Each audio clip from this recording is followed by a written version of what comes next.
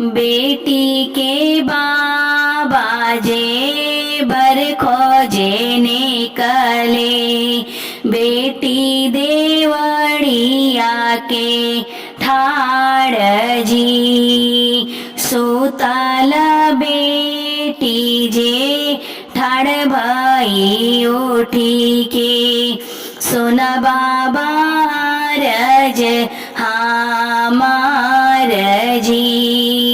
असबार खोज बाबा सुंदर सलोनावा, जैसे राधा के संग श्याम जी।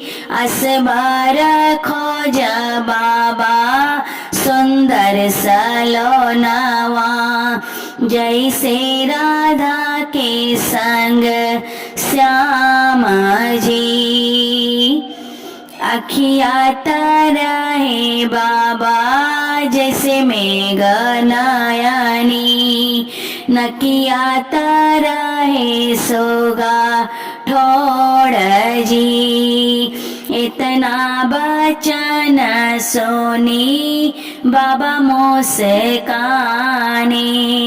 तोरा बर हमसे ना खो जाई जी।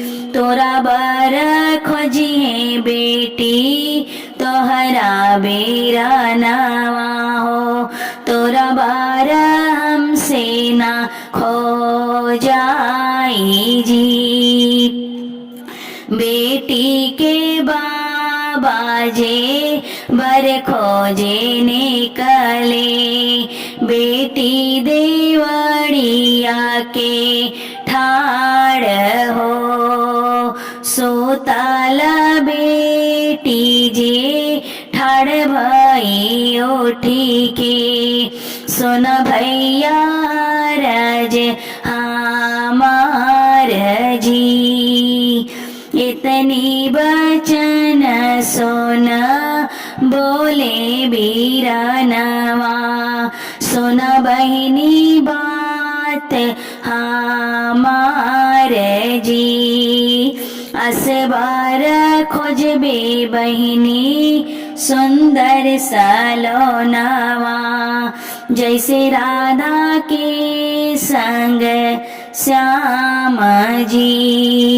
असबार खोजबे बहिनी सुंदर सलोनावा, जैसे राधा के संग श्याम जी।